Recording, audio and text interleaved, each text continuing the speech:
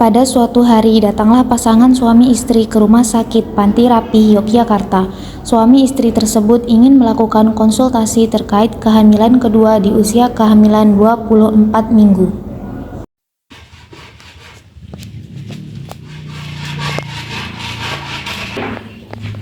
Assalamualaikum.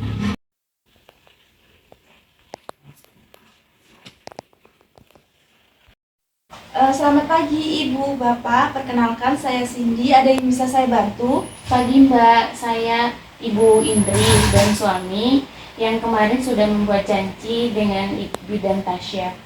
Oh baik Ibu, saya cek sebentar ya.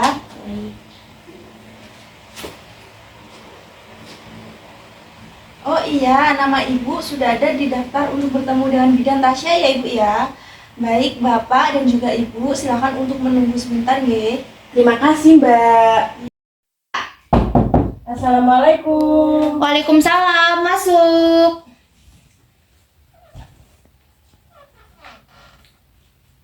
Selamat pagi, Bu Bidan. Saya Bapak Agis dan istri yang kemarin sudah membuat janji dengan Bu Bidan.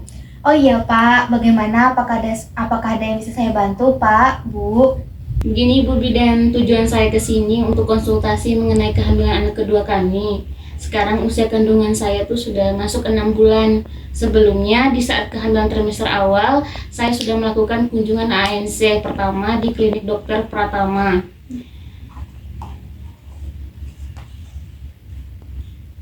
Pada saat kehamilan pertama, saya melahirkan dengan persalinan sesar karena bayi saya besar Ibu Bidan. Waktu saya melakukan kunjungan ANC, kehamilan di dokter menjelaskan bahwa proses persalinan anak kedua kami ini bisa dilakukan secara normal, tetapi harus di rumah sakit. Tapi saya merasa takut dan bingung, Bu Bidan, persiapan apa yang harus kami persiapkan selama kehamilan ini agar bisa persalinan ini dengan normal, gitu Bu Bidan.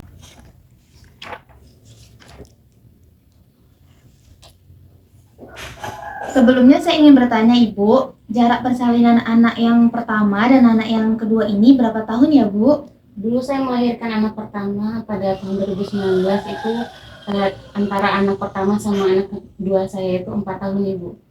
Oh begitu ya Bu. Lalu dari kehamilan trimester pertama sampai trimester kedua ini apakah ada keluhan? Waktu trimester awal ada Bu Bidan yaitu mual muntah, tapi alhamdulillah mual muntahnya masih normal Ibu. Untuk trimester kedua ini saya tidak ada keluhan.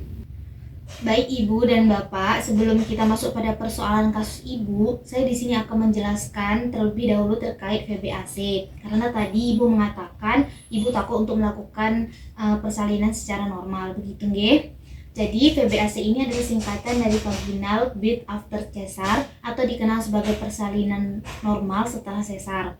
Ini merujuk pada upaya untuk melahirkan secara alami melalui jalan lahir setelah seseorang wanita sebelumnya telah menjalani operasi sesar untuk persalinan sebelumnya. Apakah itu tidak berbahaya bagi saya Ibu Bidan melihat saya sebelumnya melahirkan secara sesar? Melihat dari persalinan Ibu tadi bahwa sebelumnya Ibu melahirkan secara sesar karena bayi Ibu yang besar. Tapi kehamilan dan persalinan sebelumnya apakah Ibu ada mengalami komplikasi? Alhamdulillah tidak Ibu Bidan. Alhamdulillah jika tidak ada, Ibu tidak perlu khawatir ataupun merasa takut karena untuk mempersiapkan persalinan VBAC ini ada banyak yang harus diperhatikan dan dilakukan serta dipertimbangkan mulai dari kondisi Ibu selama masa hamil ini, lalu nanti ada beberapa pemeriksaan lainnya yang akan membantu Ibu apakah Ibu benar-benar bisa melakukan VBAC ini atau tidak. Sebelumnya saya ingin bertanya, untuk persalinan kedua ini apakah Ibu ingin melakukan persalinan secara normal atau sesar? Sebenarnya saya ingin melahirkan secara normal Ibu Bidan. Saya tidak ingin operasi sesar lagi. Jika memungkinkan saya ingin mencoba persalinan normal untuk anak kedua ini. Saya paham apa yang Ibu inginkan. Pada kasus seperti ini memang membutuhkan pertimbangan dan kondisi khusus apabila si Ibu telah melaksanakan 2 kali tindakan sesar. Pernah mengalami kembar sungsang atau distosia, Ibu mengalami obesitas, umur kehamilan lebih dari 40 minggu, berat lahir bayi nantinya lebih dari 4.000 gram, memiliki riwayat diabetes mellitus dan berbahaya lainnya. Dicurigai makrosomia, jarak dari kelahiran sebelumnya adalah 18 bulan, dan riwayat teknik ST atau sayatan operasi sesar sebelumnya memiliki letak lebih rendah dengan arah horizontal. Contohnya itu seperti sayatan luka ST yang di bawah perut ini Bu, di bawah sini. Begitu nggih. Pada kondisi-kondisi khusus tersebut memerlukan penilaian khusus, rekomendasi ilmiah, dan pemantauan khusus saat persalinan karena memiliki resiko yang lebih tinggi. Nanti saya juga akan berkolaborasi dengan dokter spesialis kandungan karena sebenarnya ini bukan wewenang saya. Tapi Ibu tidak perlu khawatir, saya akan tetap membantu dan mendampingi Ibu untuk mendapatkan informasi terkait VBAC ini. Jadi seperti itu ya Bu Bidan. Jadi faktor-faktor apa saja yang membuat peningkatan kegagalan VBAC ini? Iya benar seperti itu Ibu, seperti yang sudah saya jelaskan tadi. Lalu apakah ada keuntungan dan kerugian dari persalinan VBAC ini Bu Bidan? Iya Ibu, saya jelaskan pelan-pelan ya. Jadi untuk keuntungannya itu yang pertama, proses pemulihannya itu lebih cepat dibandingkan sesar. Kemudian yang kedua, menurunkan risiko komplikasi operasi. Yang ketiga itu keberhasilan lahir normal yang tinggi pada kehamilan selanjutnya. Kemudian yang terakhir itu menurunkan risiko dampak buruk kehamilan selanjutnya. Begitu Ibu dan Bapak. Nah, untuk kerugiannya sendiri itu yang pertama, jika gagal bisa membuat rahim robek karena bekas sayatan dari operasi sesar sebelumnya terluka. Yang kedua itu, dalam beberapa kasus perdarahan yang cukup parah, operasi angkat rahim atau histerektomi harus dilakukan. Dan yang ketiga, jika terjadi robekan rahim, maka janin akan menunjukkan pola denyut jantung yang abnormal pada bayi. Begitu Ibu Bapak. Oh iya Ibu Bidan, saya sudah jelas. Lalu apakah ada yang perlu saya dan suami persiapkan sebelum persalinan VBAC ini? Jadi, untuk hal-hal yang perlu Ibu dan Bapak persiapkan diantaranya yang pertama itu, bicarakan dengan dokter mengenai keinginan VBAC sejak awal kehamilan, di mana nantinya akan dilakukan penilaian kondisi medis meliputi anamnesis riwayat persalinan, jenis sayatan bekas ST, Ibu tidak perlu operasi pada dinding rahim dan mengalami robekan rahim sebelumnya. Ibu juga tidak memiliki kondisi medis yang menyulitkan persalinan normal. Kemudian seperti letak plasenta abnormal atau ada mioma, kepala bayi masuk panggul, tidak ada CPD. Kemudian yang kedua, pada VBAC ini sebaiknya dilakukan di rumah sakit yang peralatannya sudah memadai dan tenaga kesehatannya bisa melakukan tindakan segera dengan tim yang siap menangani dalam keadaan darurat. Kemudian yang ketiga, Ibu juga perlu mencari informasi dan mempelajari dengan baik risiko dan manfaat VBAC dan operasi SC berencana. Diskusikan dengan suami mengenai hal ini untuk pengambilan keputusan lebih lanjutnya. Kemudian yang keempat, Ibu dan Bapak harus merencanakan manajemen persalinan dan opsi plan untuk menghadapi risiko bila terjadi kondisi darurat. Kemudian yang kelima, nah untuk poin yang ini saya tekankan Ibu untuk melakukannya. Untuk meningkatkan kesuksesan dari VBAC ini seperti persiapkan diri Ibu, misalnya latihan mengendalikan diri dengan pernafasan, kemudian menjaga pola hidup sehat. Ibu juga bisa mengikuti kelas ibu hamil atau prenatal yoga selama hamil ini yang bisa dilakukan untuk persiapan VBAC. Persiapkan rencana persalinan dengan suami dan keluarga dengan segala kemungkinannya. Tadi Bu Bidan bilang untuk selalu latihan pernafasan, melakukan pola hidup sehat, dan mengikuti kelas ibu hamil. Itu bisa dicontohkan apa saja Bu Bidan agar istri saya dan saya paham gambarannya? Tentu Bapak, contoh latihan pernafasan yang bisa dilakukan Ibu, silahkan Ibu melakukan teknik pernafasan 4-7-8. Teknik ini dilakukan dengan cara menarik nafas dalam melalui hidung selama 4 hitungan, kemudian menahan nafasnya selama 7 hitungan, dan menghembuskan nafas secara perlahan melalui hidung selama 8 hitungan. Saya contohkan ya. Jadi kita tarik nafasnya sampai 4 hitungan, kemudian ditahan sampai 7 hitungan. Ibu sambil hitung ya Ibu ya. Kemudian Ibu buang perlahan melalui hidung sambil dihitung 8 hitungan. Begitu nggih, Bu, Pak. Latihan ini dapat dilakukan berulang kali sesuai kebutuhan Ibu. Latihan pernafasan dapat membantu Ibu untuk mengontrol detak jantung, tekanan darah, dan kadar oksigen dalam darah. Selain itu, latihan pernafasan juga dapat membantu Ibu untuk meredakan rasa sakit dan stres. Begitu nggih, Pak, Bu? Kemudian yang kedua yaitu menjaga pola hidup sehat, yaitu silakan ibu untuk menjaga asupan nutrisi selama hamil ini. Makan makanan tinggi karbohidrat, protein, lemak sehat, dan sayuran hijau. Konsumsi air putih juga, susu atau jus buah yang cukup. Mengontrol pola aktivitas sehari-hari dengan cara istirahat yang cukup. Biasakan tidur siang minimal 1 jam. Jangan melakukan pekerjaan yang terlalu berat supaya tidak memicu kelelahan ataupun stres. Ibu juga bisa melakukan olahraga ringan seperti berjalan kaki di pagi hari selama 15 menit. Kemudian yang ketiga, ibu juga bisa mengikuti kelas ibu hamil atau prenatal yoga selama kehamilan, yang mana tujuannya untuk membantu ibu tetap sehat dan bugar selama hamil. Kelas ini juga dapat membantu ibu hamil mempersiapkan diri untuk proses persalinan nanti. Begitu. Baik Bu Bidan, saya dan istri sudah paham apa yang Ibu Bidan jelaskan. Saya akan membantu istri saya selama kehamilan dan terus memberi dukungan agar persalinan anak kedua kami bisa berjalan sesuai yang kami harapkan. Baik Pak, kalau begitu apakah ada yang ingin ditanyakan lagi Ibu dan Bapak? Tidak ada Ibu Bidan, saya sudah cukup puas dengan penjelasan yang Ibu Bidan sampaikan. Baik Ibu Bapak, jika tidak ada yang ingin ditanyakan, pertemuan pada pagi hari ini saya akhiri ya. Ibu jangan lupa istirahat yang cukup, kemudian yang saya jelaskan tadi dilakukan di rumah nggih dengan bantuan Bapak. Ya Ibu Bidan, terima kasih atas penjelasan dan informasi yang diberikan. Saya dengan suami pamit pulang terlebih dahulu Ibu Bidan. Assalamualaikum. Waalaikumsalam, hati-hati di jalan nggih. Iya.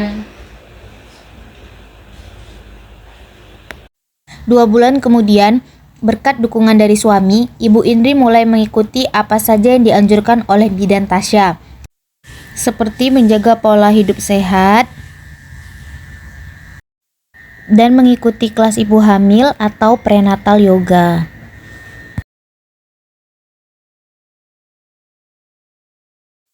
Dan rutin memeriksakan kandungannya ke fasilitas kesehatan. 1 bulan kemudian, Ibu Indri datang ke Rumah Sakit Panti Rapih, Yogyakarta untuk memeriksakan kandungannya yang sudah memasuki trimester ketiga ditemani oleh suami. Selamat siang Ibu Indri dan Bapak Agis, bagaimana kabarnya? Selamat siang Bu Dokter, Alhamdulillah saya dan istri baik. Saya lihat dari raut wajahnya Bu Indri sangat happy sekali ya. Ya Ibu, saya senang banget dengan kehamilan kedua ini. Alhamdulillah saya ikut senang mendengarnya ya Ibu. Lalu bagaimana Ibu keadaan si kecil di rumah, sehat? Alhamdulillah sehat Dok. Bagus kalau begitu Ibu Bapak. Sesuai janji kita, Ibu katanya ingin melakukan kontrol USG ya? Betul Dokter, saya mau melihat perkembangan anak kami di kandungan, apalagi ini sudah mendekati persalinan. Sebelumnya apakah selama trimester ketiga ini Ibu ada keluhan? Tidak ada keluhan Dokter, cuma saya sedikit deg-degan karena sudah mendekati HPL. Oh iya Ibu, tidak perlu khawatir ya, saya paham apa yang Ibu rasakan saat ini. Ini merupakan hal yang wajar ya Ibu, apalagi sudah mendekati persalinan. Saya sarankan Ibu harus terus perbanyak afirmasi positif, berdoa, menjaga pola hidup yang sehat, dan terus melakukan latihan pernafasan agar ketika persalinan nanti dimudahkan. Baik Dok, saya sudah menerapkan hal itu agar persalinan saya nanti lancar. Baik, kalau begitu silakan Ibu bisa langsung berbaring di kasur ya. Saya akan melakukan pemeriksaan USG. Iya Ibu. Bisa dilihat ya Ibu, Bapak, ini adanya ini aktif sekali ya gerakannya. Lalu untuk usia kandungannya sekarang 37 minggu ini. Lalu posisi kepala bayi berada di bawah atau sudah memasuki pintu atas panggul ya. Lalu untuk denyut jantungnya juga bagus ini, yaitu 125 denyut kali per menit. Ini untuk berat badan adiknya ini juga normal, yaitu 3000 gram. Lalu untuk letak plasentanya juga bagus, tidak menutupi jalan lahir ya. Ini bisa dilihat. Jenis kelaminnya juga sudah terlihat ini, yaitu perempuan. Alhamdulillah kalau hasil USG-nya bagus Dokter. Berarti istri saya bisa melahirkan normal kan? Insya Allah bisa Bapak. Dari hasil pemeriksaan keseluruhannya, istri Bapak bisa melahirkan proses persalinan secara normal. Bagaimana Bapak, apakah sudah jelas? Sudah jelas, Dok. Sudah dokter, terima kasih ya dok atas penjelasannya. Alhamdulillah rasa takut saya hilang dan menjadi percaya diri untuk melakukan persalinan VBAC ini. 2 minggu kemudian, tepat tanggal 6 Desember 2023 pukul 5 pagi, terdengar suara tangisan bayi perempuan, yaitu anak dari pasangan Bapak Agis dan Ibu Indri yang lahir secara pervaginam.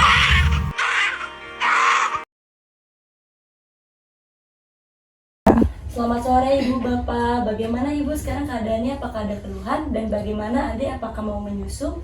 Alhamdulillah tidak ada keluhan ibu dan adanya menyusui sangat pintar, sangat baik bu. Baik Ibu, berarti tidak ada masalah ya. Karena jam jaga saya sudah selesai, sebelum saya pulang, saya sampaikan beberapa hal yang Ibu nanti bisa lakukan untuk mempercepat proses pemulihan Ibu. Oh iya dok. Jadi untuk proses pemulihan Ibu, yang pertama Ibu harus istirahat yang cukup ya Bu. Ibu perlu beristirahat untuk memulihkan tenaga Ibu dan juga kekuatan Ibu. Misalkan adiknya tidur, Ibu juga bisa tidur. Jangan sampai Ibu kecapean dan kurang tidur.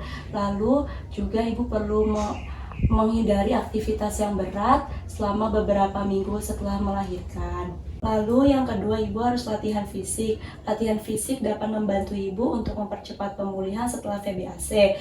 Ibu dapat memulai dengan latihan ringan seperti berjalan kaki 10 menit atau sampai 15 menit pada pagi hari atau sore hari. Yang ketiga, perbanyak minum air putih Ibu. Cairan membantu tubuh Ibu untuk membuang racun dan mempercepat penyembuhan.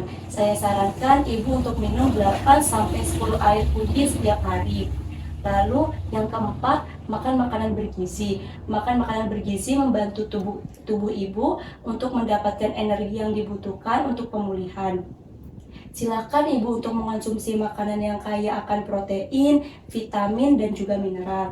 Lalu untuk yang kelima, mengkonsumsi suplemen. Suplemen dapat membantu mendukung proses pemulihan pada Ibu pasca persalinan. Ibu dapat mengkonsumsi suplemen berupa vitamin C, vitamin D, dan juga kalsium. Ibu juga harus rajin ya Bu untuk kontrol selama masa nifas, yang mana tujuannya untuk memastikan kondisi Ibu dan juga bayi Ibu setelah persalinan. Untuk jadwal kunjungannya nanti akan saya catatkan ya Ibu. Sebelum saya catatkan jadwal kunjungan nifasnya, akan saya jelaskan ya Ibu. Kunjungan nifas pertama yaitu 6 jam sampai 2 hari setelah persalinan. Lalu untuk kunjungan nifas yang kedua 6 hari sampai 2 minggu setelah persalinan. Lalu kunjungan nifas yang ketiga 2 minggu sampai 6 minggu setelah persalinan. Untuk kunjungan nifas yang keempat 6 minggu sampai 8 minggu setelah persalinan. Untuk jadwal kunjungannya ini akan saya tuliskan ya Ibu di kertas sebagai jadwal Ibu nanti agar tidak lupa. Baik dokter dan Bu Bidan, saya dan suami mengucapkan terima kasih banyak selama ini untuk informasi yang telah diberikan, sehingga saya bisa melahirkan secara normal dan alhamdulillah bayi saya baik-baik saja. Sama-sama Ibu, alhamdulillah Ibu juga selama ini bisa bekerja sama mengikuti arahan yang sudah dijelaskan saya dan juga dengan Tasya untuk kelancaran persalinan ini. Mungkin ada yang Ibu ingin tanyakan lagi? Tidak ada dok. Baik, nanti jika Ibu butuh bantuan, silakan untuk memanggil dokter atau bidan yang berjaga ya Bu. Semoga Ibu lekas pulih supaya besok sudah diperbolehkan pulang. Kalau begitu saya pamit untuk pulang ya Ibu, Bapak. Iya Ibu, terima kasih. Terima kasih dokter, Ibu Bidan. Iya, sama-sama. Bapak Ibu permisi. Iya.